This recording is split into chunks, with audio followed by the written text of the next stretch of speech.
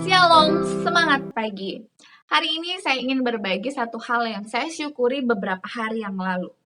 Jadi hari itu saya harus mengedit satu lagu pujian yang akan diputar malam harinya di Zoom meeting jemaat, satu ibadah.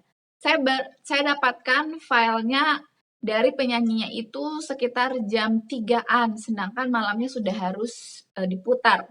Jadi saya mohon bantuan Tuhan supaya saya boleh menyelesaikan pengeditan tepat pada waktunya. Nah, saya dapat dua file. Yang pertama yaitu file si penyanyi, suaranya, satu lagi file musik pengiringnya. Waktu saya putar, kok bahaya ini? Karena antara file suara si penyanyi dengan file musik pengiring itu tidak harmonis, tidak seirama, karena penyanyinya ini menyanyikan di not dasar yang berbeda dari si musik pengiringnya. Saya sudah bingung, saya khawatir ini gimana caranya, karena mau saya gabungkan pun tidak akan harmonis. Saya mohon bantuan Tuhan, puji Tuhan. Tuhan bantu saya dengan memberikan hikmat.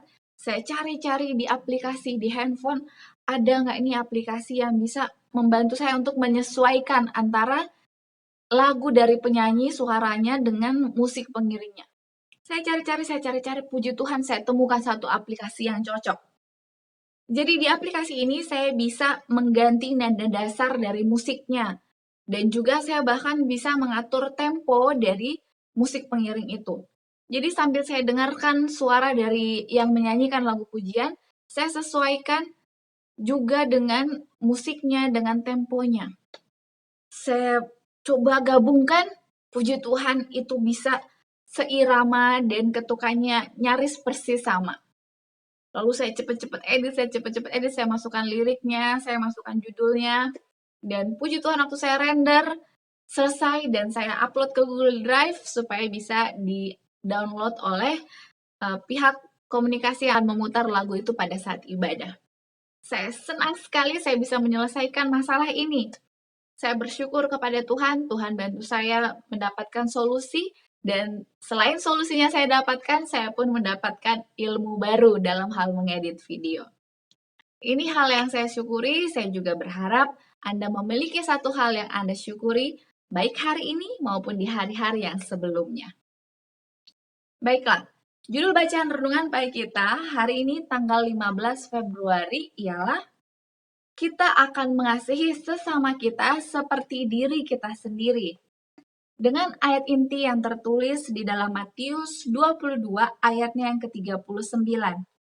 Kasihilah sesamamu manusia seperti dirimu sendiri. Penjelasannya, hukum ilahi menuntut kita untuk mengasihi Allah lebih daripada semuanya, dan mengasihi sesama kita seperti diri kita sendiri. Tanpa menjalankan kasih ini, pengakuan iman yang setinggi-tingginya hanyalah kemunafikan saja. Orang yang berbakti kepada Allah akan mendapati bahwa ia tidak dapat menyayangi satu serabut pun dari akar kekikiran. Ia tidak dapat melakukan kewajiban kepada Allahnya, lalu mempraktikkan penindasan terhadap sesamanya manusia. Prinsip yang kedua dari hukum itu sama seperti yang pertama. Kasihilah sesamamu manusia seperti dirimu sendiri. Perbuatlah demikian, maka engkau akan hidup. Ini adalah perkataan Yesus Kristus. Dari perkataan ini tidak mungkin ada penyimpangan pada pihak laki-laki, perempuan, ataupun orang muda yang mau menjadi orang Kristen yang benar. Penurutan kepada prinsip-prinsip perintah Allah itulah yang membentuk tabiat serupa dengan peta ilahi. Membiarkan seorang yang sesama menderita tanpa dibantu berarti suatu pelanggaran hukum Allah.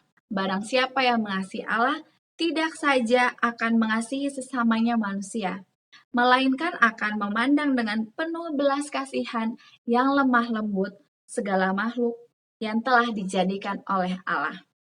Apabila roh Allah ada di dalam manusia, itu akan menuntun dia kepada usaha meringankan lebih daripada menciptakan penderitaan. Kita harus peduli kepada setiap penderitaan dan memandang kepada diri kita sebagai perwakilan Allah untuk membantu orang-orang yang di dalam kesusahan sampai kepada puncak kesanggupan kita. Kita haruslah menjadi pekerja bersama dengan Allah. Ada beberapa orang yang menyatakan belas kasihan yang besar kepada anggota keluarganya, sahabat-sahabat, dan orang-orang yang mereka sukai, namun gagal bermurah hati dan berbelas kasihan kepada orang-orang yang memerlukan simpati yang lemah lembut, yang memerlukan kemurahan hati dan kasih. Dengan hati yang tekun, marilah kita bertanya, siapakah sesamaku manusia? Sesama manusia kita bukan hanya tetangga kita dan sahabat yang istimewa, bukan hanya orang-orang yang menjadi anggota jemaat kita atau yang berpikir serupa dengan kita. Sesama manusia kita ialah segenap keluarga manusia. Kita wajib melakukan kebaikan kepada semua manusia dan teristimewa kepada saudara-saudara seiman. Kita wajib memberikan kepada dunia suatu pertunjukan tentang apakah artinya menjalankan hukum Allah. Kita wajib mengasihi Allah dengan sekuat tenaga dan mengasihi sesama kita manusia seperti diri kita sendiri. Aplikasinya hari ini, kita mulai dari hal yang mudah. Jika kita ingin orang lain tersenyum kepada kita, mari hari ini kita pilih untuk tersenyum kepada orang lain. Hal lain, jika kita ingin orang lain menolong kita, mari kita pilih untuk menolong orang lain lebih dulu hari ini, ataupun hal lainnya. Slogan kita, awali hari ini dengan renungan pagi. Terima kasih banyak kepada Anda sekalian yang sudah turut mendoakan pokok-pokok permohonan doa dari sahabat-sahabat kita yang lain.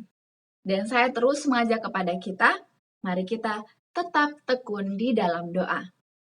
Jika ada lagi hal yang ingin Anda turut sampaikan untuk sama-sama kita doakan, jangan lupa untuk menuliskannya di kolom komentar di bawah ini, karena saya akan turut menjadi sahabat doa Anda. Terima kasih banyak, kita akan bertemu lagi esok hari untuk bacaan renungan pagi selanjutnya. Sampai jumpa, Tuhan memberkati.